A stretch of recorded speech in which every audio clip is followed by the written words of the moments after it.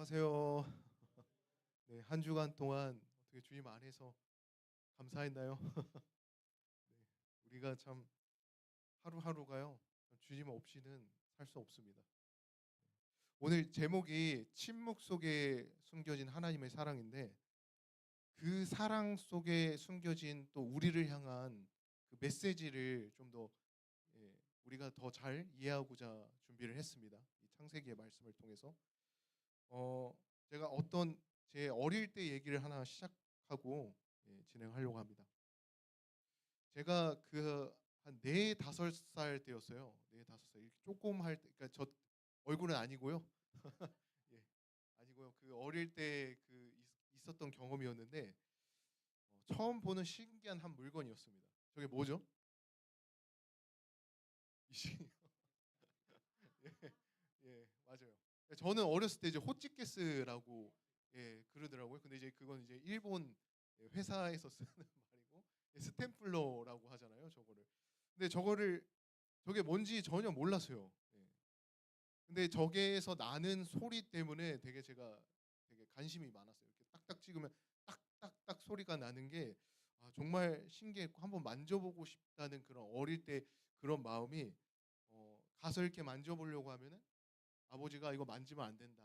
안 된다." 이렇게 말씀을 하시더라고요. "아 저거 건들면 다칠 수도 있다. 위험하다." 이렇게 얘기를 했는데 그런 말을 들어도요. 저에게는 어떻게 들렸을까요? 그 어린 나이엔. 세상에서 가장 궁금한 그런 물건으로 제가 저 물건이 보였습니다. 예. 그래서 부모님이 없을 때 혼자서 저 물건을 가지고 제가 방에 들어가서 이 소리를 한번 내 보려고 손 위에다가 이렇게 딸깍딸깍 했어요. 어떻게 됐을까요? 그 4, 5살짜리 아이의 그 손가락에 그 스탬플러 심이 박혔습니다. 예. 2번이 박혔는데 손가락에서 피가 나면서 그때 그 손가락에 그 아픈 게 나이를 먹어서도 그 기억이 잊혀지지가 않더라고요. 손가락이 되게 민감하잖아요, 사람이. 그때 딱 생각이 들었던 게 아빠 말 잘 들을 걸. 아버지께서 그렇게 말했을 때 그 말이 사실이었구나. 만약에 부모님이 저 스탬플러를 놓고 이 위험성에 대해서 만약 저에게 1시간 동안 설명을 했다면 제가 저거를 안 만졌을까요? 아니죠. 결국 만졌을 겁니다. 결국. 왜죠? 그 어린 나이에는 그 아픔이 뭔 줄 모르니까요. 그 아픔이 뭔지. 그래서 아픔이라는 게 이론으로 설명으로 배우는 게 아니잖아요. 우리 경험으로 아는 거잖아요. 경험으로. 이 제가 말한 이 이야기를 생각하면서 성경 본문을 한번 보겠습니다. 한번 같이 주제 성경절인데 같이 한번 읽겠습니다. 시작. 동산 각종 나무의 열매는 내가 임의로 먹되 선악을 알게 하는 나무의 열매는 먹지 말라. 내가 먹는 날에는 반드시 죽으리라. 하나님께서 이 말씀을 할 때 앞으로 어떤 역사가 다 펼쳐질지 몰랐을까요? 다 알고 계셨어요. 예. 참그 힘든 장면까지 다 보고 계셨어요. 가인이 아벨을 쳐서 죽이는 그 모습과 또 끝없는 전쟁과 그 고난의 그 역사를 다 보고 계셨습니다. 그런데 하나님께서는 길게 설명하지 않았어요. 여기 아주 짧게 딱 말하잖아요. 먹는 날에는 반드시 죽을 자세히 말씀해 주지 않았을까? 만약에 이 모든 비극을 좀 더 구체적으로 설명을 했더라면 그게 왠지 사랑처럼 보이지 않았을까? 저도 옛날에는요, 이 질문 앞에서 한번 오랫동안 머물고 생각했던 적이 있습니다. 어떤 순간에는 참 이런 말이 좀 하나님께 단호하게 느껴질 때도 있었어요. 그런데 이 침묵의 이 말 속에 한 번만 좀 더 깊게 들어가 보면은 하나님께서 이 말씀을 한 이유가 차가운 어떤 침묵의 공백이 아니라 하나님의 마음이 좀 더 깊이 머물고 있는구나. 설명하지 않는 그 자리에 강요하지 않는 그 방식으로 하나님의 인간을 향한 사랑이 여기에 담겨 있구나.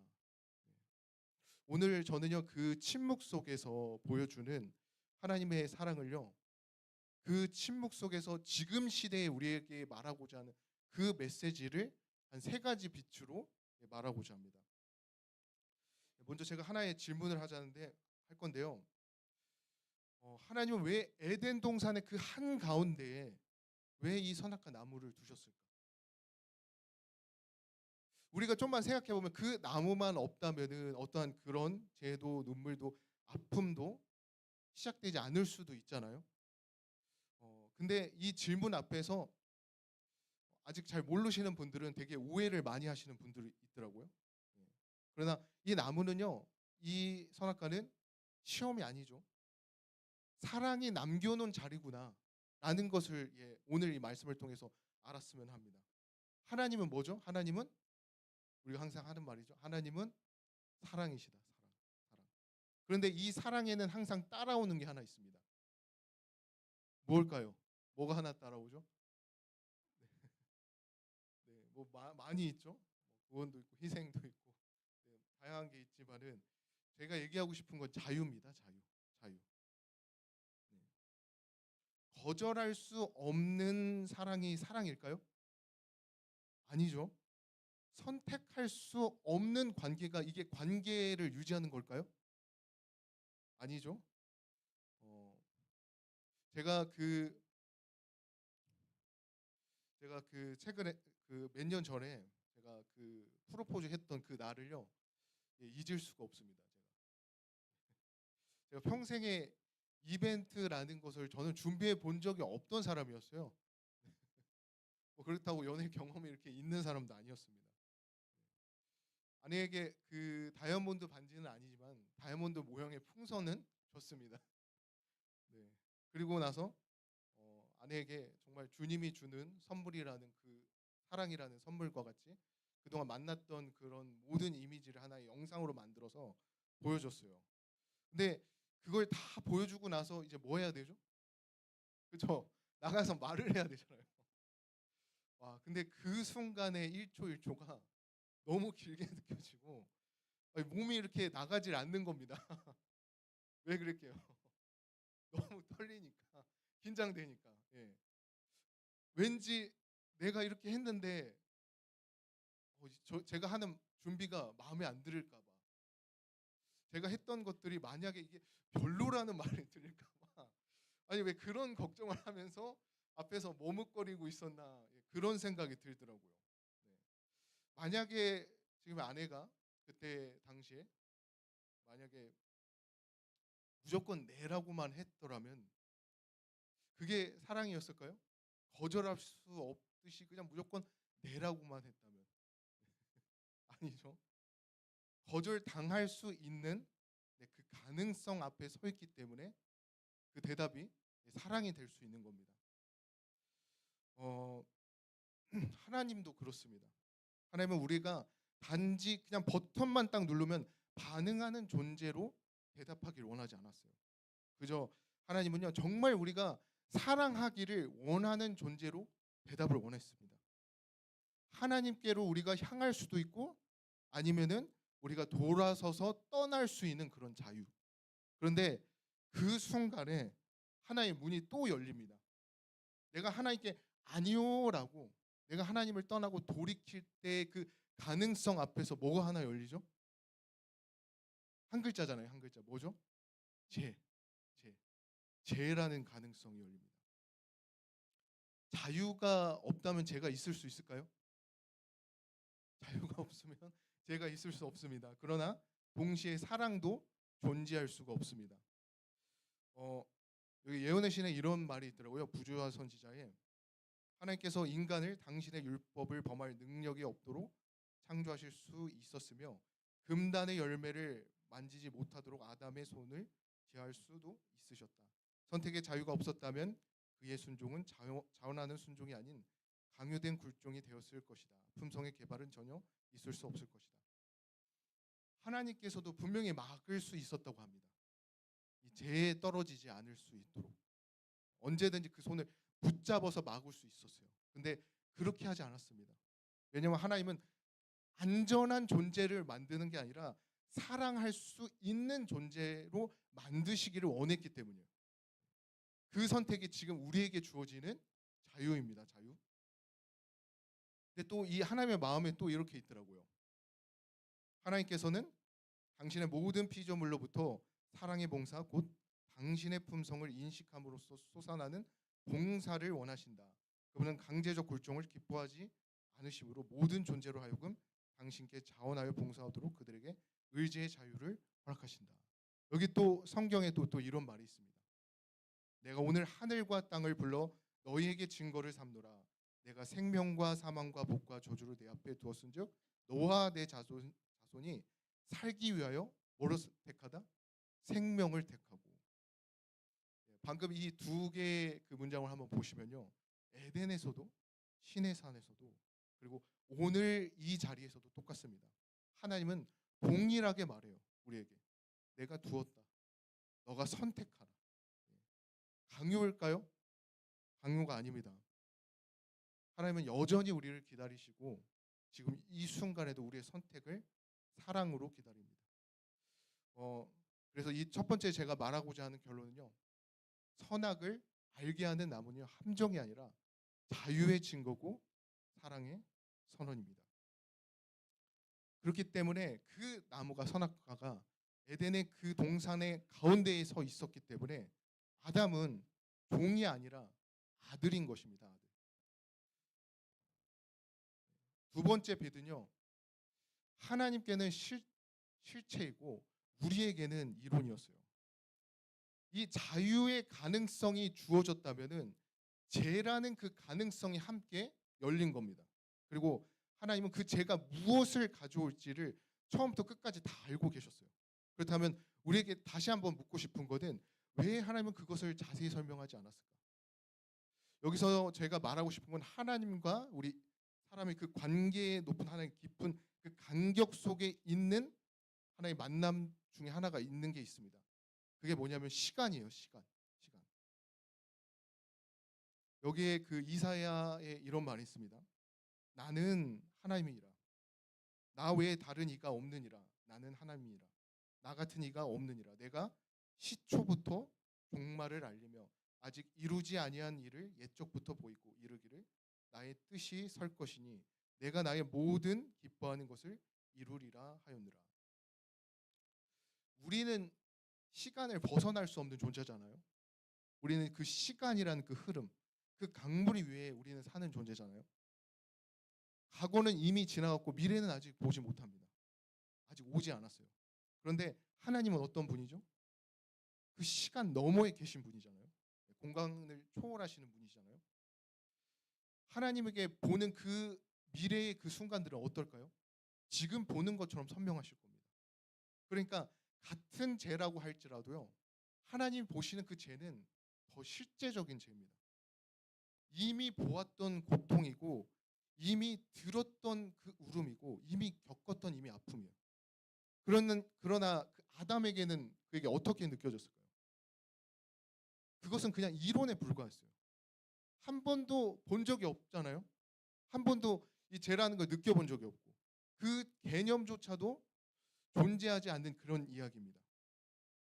제가 이것을 한번 몸으로 경험한 적이 있어요. 제가 그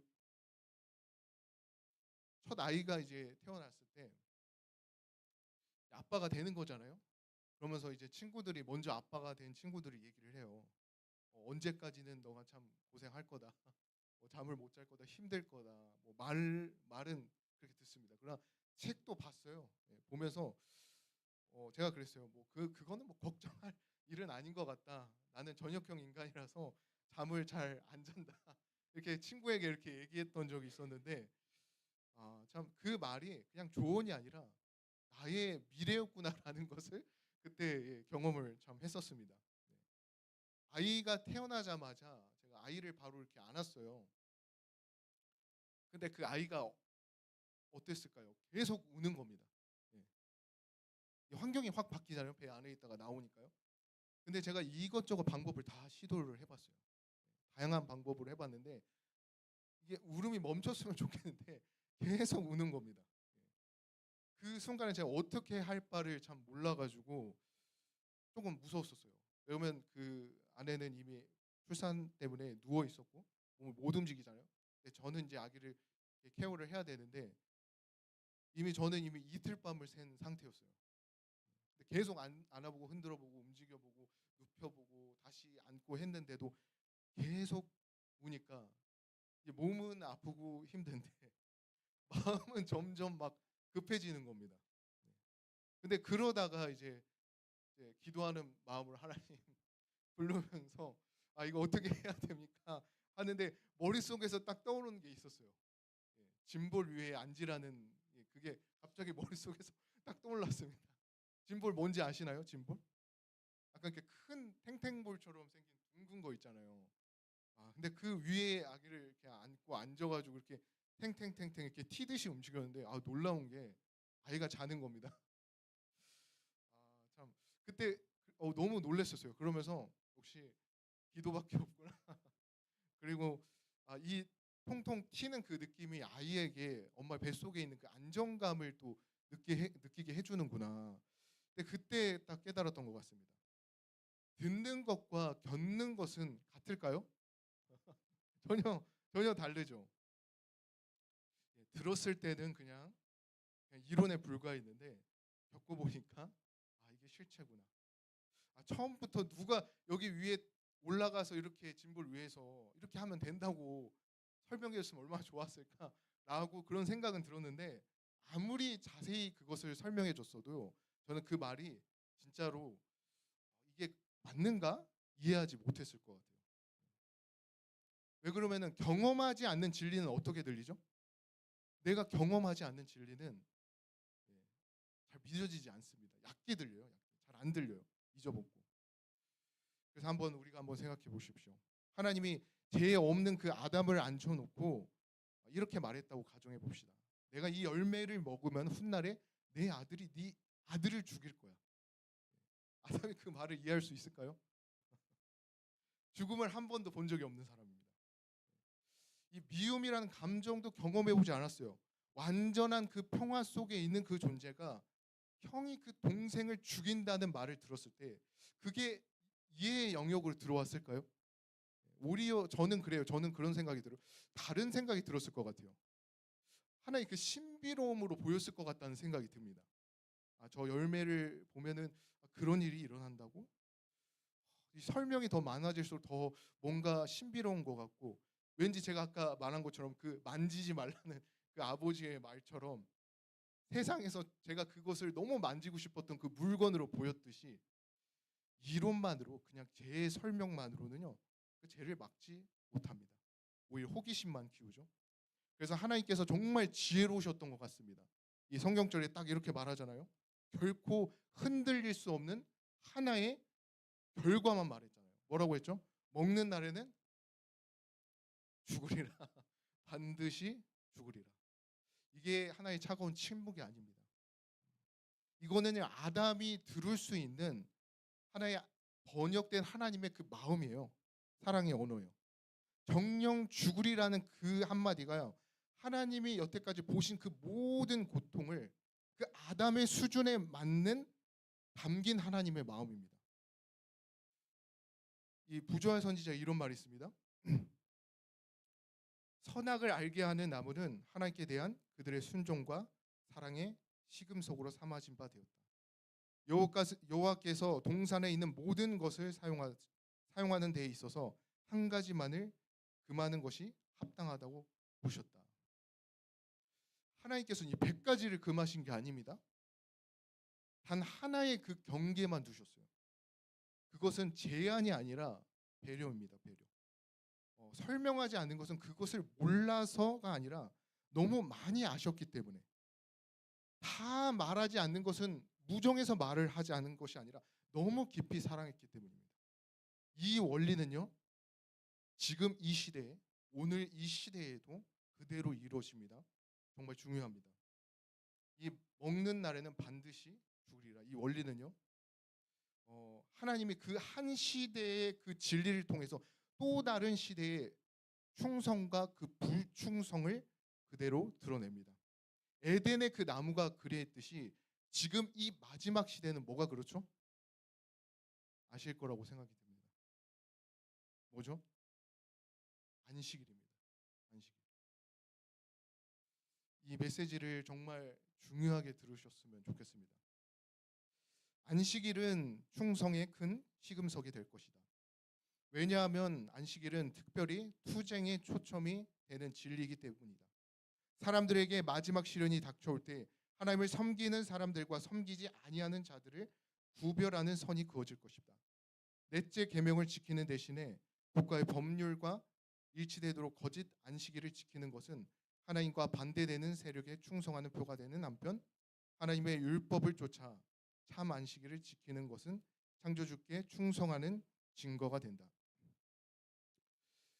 성도님들, 에덴에서 하나님께서 아담에게 한 그루의 나무를 주셨어요. 그 나무는 단지 금지의 표시가 아닙니다. 그 사랑을, 하나님의 사랑을 믿는지, 하나님의 그 말씀을 그가 더 신뢰하는지, 하나님께 충성하는지 그거를 드러내는 시금석이에요. 이 마지막 시대도 똑같습니다. 안식일이 단 하루만 쉬는 그런 날일까요? 그거는요, 내가 누구를, 하나님을 섬길 것인가 아닌가의 문제입니다. 창조주를 내가 기억할 것인가 아닌가. 세상은요, 이렇게 말할 수 있습니다. 우리가 이 안식일을 지키는 데 있어서 이 정도는 괜찮지 않냐. 대세의 이 문화를 따라라. 왜 너만 저렇게 다르게 살려고 하냐. 저도 그랬습니다. 저도 회사 다닐 때 회사가 중요한데 너는 교회가 더 중요하냐? 저도 그런 말을 많이 들었었습니다. 예. 그래도 안식일을 지켰던 것 같습니다. 욕을 들어도. 그러나 하나님의 질문은 이런 말이 있습니다. 너는 누구 편에 서 있냐? 너는 누구의 음성을 더 신뢰하고 있냐? 너는 누구에게 더 충성하겠냐? 그 에덴의 그 나무 앞에서도요, 마지막 시대의 그 안식일 앞에서도 하나님은 우리를 강요하면서 끌고 가지 않습니다. 대신 분명하게 말합니다. 참 충성이 무엇인지, 거짓 충성이 무엇인지. 안식일을 하나의 율법주의의 표시로 보시지 마십시오. 안식일은요, 창조주와의 그 사랑의 관계를 드러내는 날입니다. 그 표지를 하나의 그런 세상의 압력보다 내가 정말 하나님을 더 사랑하는 그 마음에서 지키려고 나아갔으면 좋겠습니다. 우리가 정말 이렇게 기도를 했으면 좋겠어요. 그런 시험 앞에서 지금 제 마음이 정말 흔들리지 않게 도와주십시오. 사람들은요, 계속 말하게 돼 있어요. 어디를 가도요, 그것을 좋게 생각하지 않는 분들도 있습니다. 그러나 사람의 소리에 제가 끌려가지 않게 해주시옵소서. 제가 그 편리함 앞에서 무릎 꿇지 않게 해주시옵소서. 세상의 법보다도 하나님의 말씀의 그 법을 더 두려워하게 해주시옵소서. 참 안식일을 내가 이 지키는 것이 단지 제 의무라기보다는 제가 하나님을 향한 하나의 사랑의 고백이 되게 해주시옵소서. 이 안식일이라는 게 하나의 이론으로도 우리에게 남을 수 있습니다. 지켜야 한다는 그 사실을 알고 있지만 그게 그토록 왜 중요한지, 그 안에 어떠한 생명의 그 깊이가 들어있는지 그것을 충분히 경험하지 못할 수도 있어요. 그러나 하나님이 보시는 그 안식일은요, 이론이 아닙니다. 그것은 창조의 기쁨이고 관계의 힘이고 사랑이 실제 머무는 공간입니다. 아담에게 그 죄가 이론이었던 것처럼 우리에게 안식이 단순한 개념으로 들어올 수 있어요. 그러나 신앙이라는 게 단지 이론으로만 머물면 그것은 힘이 없어요. 경험으로 우리가 들어갈 때 그것이 생명이 되는 것입니다. 안식일이 정말 뭔가 내가 지켜야 하는 날이 아니라 하나님과 진짜 실제로 만나는 날이 되기를 정말 바랍니다. 말씀 속에 뭐가 있죠? 우리가 말씀 속에 하나님의 얼굴을 보잖아요. 그럼 기도를 통해서 뭐를 보죠? 하나님을 우리가 느끼잖아요. 그러면 세상의 모든 소리를 내가 내려놓고 안식일에 뭐를 해야 됩니까? 하나님의 그 품 안에 들어가야 되죠. 그때 비로소 우리가 알게 됩니다. 아, 이게 하나님께서 우리에게 주고 싶었던 안식이구나. 이게 단순한 계명이 아니라 나를 초대한 정말 하나님의 사랑의 초대구나. 그래서 이 안식일을 저는 이론으로만 보지 않았으면 좋겠습니다. 경험으로 들어갔으면 좋겠습니다. 형식으로만 이것을 지키지 말고 관계로 보십시오. 이것을 단지 내가 지켜야 되는 의무라고만 생각하지 말고 사랑으로 나아가십시오. 네. 그러면 그 안식일은요, 내가 이것을 증명해야 되는 하나의 심적인 부담이 아니라 하나님이 나를 선택하고 내가 하나님을 선택하는 살아있는 사랑의 고백이 될 것입니다. 예, 세 번째 빛으로는요, 이론이 아니라 실제론인데, 제가 이것을 말씀을 준비하면서 당연히 저 자신을 돌아보게 되죠. 제 삶을 돌아보지 않을 수가 없습니다. 예, 저도 한때는 왜 하나님이 이렇게 말씀하는 그 말씀대로 내가 왜 살아야 될까라고 고민 분명히 했습니다. 겉으로는 내가 믿는다고 하지만 속으로는 이렇게 생각할 때도 있었어요. 아, 이 정도는 내가 괜찮지 않을까? 내가 이쪽 길로 이렇게 가려고 하는데 그것도 나쁘지 않은 것 같은데? 근데 지금 생각해 보면요, 죄라는 게 그렇게 조용하게 다가옵니다. 크게 보이지 않아요. 그냥 모든 게 다 합리적으로 내가 보는 것처럼 보여요. 때로는 정말 너무 그게 좋아 보여요. 그런데 시간이 지나면서 점점 깨닫는 게 있습니다. 쟤는 나를 자유롭게 하는 것이 아니라 나를 정말 조용히 나 자신을 묶고 있구나. 쟤는 내가 정말 살아가게 하는 것이 아니라 서서히 나를 조금씩 죽여가고 있구나. 겉으로는 내가 이것을 봤을 때 정말 좋은 선택인 것처럼 보이지만은 실제로는 나는 하나님 없이 살겠다는 하나의 선언이구나. 이게 제 본질입니다. 단순한 행동이 아닙니다. 하나님과의 그 관계를 끊어내는 선택입니다. 그래서 그 끝은 언제나 똑같습니다. 공허함. 정말 점점 깊어지는 자기 중심적 사고. 그리고 하나님과 멀어지는 그 삶. 그때 비로소 이해하게 됩니다. 왜 하나님께서 먹는 날에는 반드시 죽으리라 이렇게 말씀했는가? 그 말씀이 단지 우리를 두렵게 하라는 경고가 아니라 이미 그 끝에서 모든 것을 다 보신 그 하나님께서 하나님이 우리를 향한 정말 절규에 가까웠다는 것을, 그리고 그 앞에서, 그 십자가 앞에서 다시 한번 멈추게 됩니다. 예수님이 왜 죽으셔야 됐을까? 그 이유가 교리가 아니라 현실로 다가와야 됩니다. 로마서 6장 23절, 죄의 싹은 사망이라. 아담에게는 뭐라고 했죠? 먹는 날에는 반드시 죽으리라. 죄의 싹은 사망이라. 이 말씀은 이론일까요? 이 말씀은 누구에게 하는 말일까요? 우리에게 하는 말이에요. 예. 아담에게 했던 것처럼 우리에게 하는 말입니다. 그거를 깨달으셔야 됩니다. 내가 가볍게 여기는 그런 죄들이 하나님의 그 아들을 십자가에 못 박혔다는 그 사실, 그 앞에서 우리는 변명할 게 하나도 없습니다. 이 말씀 앞에서 제 마음 깊은 곳에 이런 고백이 일어납니다. 하나님, 제가 틀렸습니다. 내가 틀렸습니다. 내가 옳다고 생각했던 그런 생각들이 결국 죽음의 길입니다. 이제는 제 길이 아니라 하나님의 길을 따르겠습니다. 제가 이 전도사라는 이 자리에 오기까지 제가 내려놓고 포기한 게 없었을까요? 없었을까요? 제가 어떤 일을 하셨는지 아실 거라고 생각합니다. 네. 네. 세상 사람들은요, 이해를 못해요. 제 주변에 있는 개발자 친구들이 보면은 저에게 그럽니다. 도무지 이해를 못해요. 사람의 생각으로는 이해할 수 없는 겁니다. 근데 우리는 알죠. 왜 그렇죠? 이 말씀이 이론이 아니라 실체이기 때문에 포기할 수 있는 겁니다. 우리가 반드시 붙들어야 될 하나의 진리가 있습니다. 한번 같이 읽겠습니다. 시작. 사랑이시라. 그분의 본성과 그분의 율법은 사랑입니다. 이것은 과거에도 그래였고 미래에도 영원히 그러할 것입니다. 여러분 이게 이 말씀을 단순한 선언으로 보지 않았으면 좋겠습니다. 왜 하나님께서 죄를 금하셨는지, 왜 우리에게 이 순종을 요구하시는지, 왜 우리에게 십자가가 필요했는지 그 모든 질문의 답이 여기에 들어있다고 생각합니다. 하나님은 정말 사랑이시기 때문에 죄를 그냥 그대로 둘 수가 없었어요. 하나님이 사랑이시기 때문에 우리가 그냥 죽는 것을 가만히 보고만 있을 수 있을까요? 아니잖아요.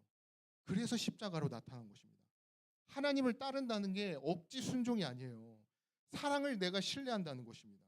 하나님을 따른다는 게 위험한 선택인가요? 아니잖아요.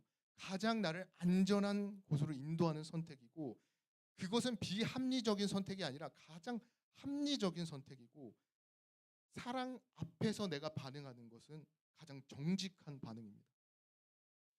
성령님께서 우리의 마음속에 다 이런 질문을 주실 거라고 생각해요. 너는 여전히 내 길을 고집하겠느냐? 아니면 나를 신뢰하고 돌아오겠냐?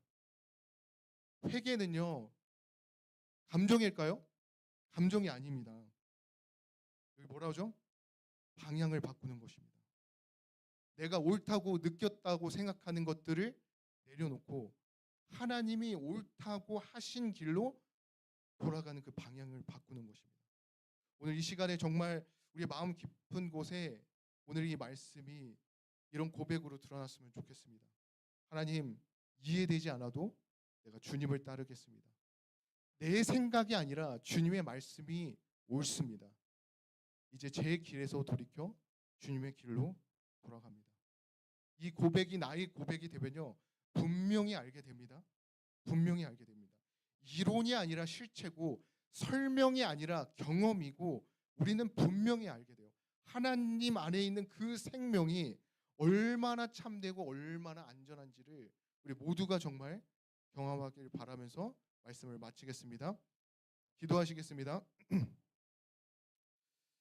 사랑의 하나님 아버지, 에덴 동산 한가운데 이 선악과를 두시고 아니오라고 말할 자유를 주신 하나님을 우리가 바라봅니다.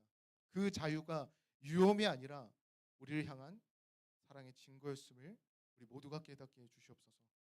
아버지, 우리는 때로는 이해할 수 없는 일들 앞에서 흔들리고 힘듭니다. 그러나 하나님께서 이 모든 것을 다 설명하지 않으셔도 우리를 살리기 위한 말씀으로 지켜주셨음을 믿고 감사드립니다.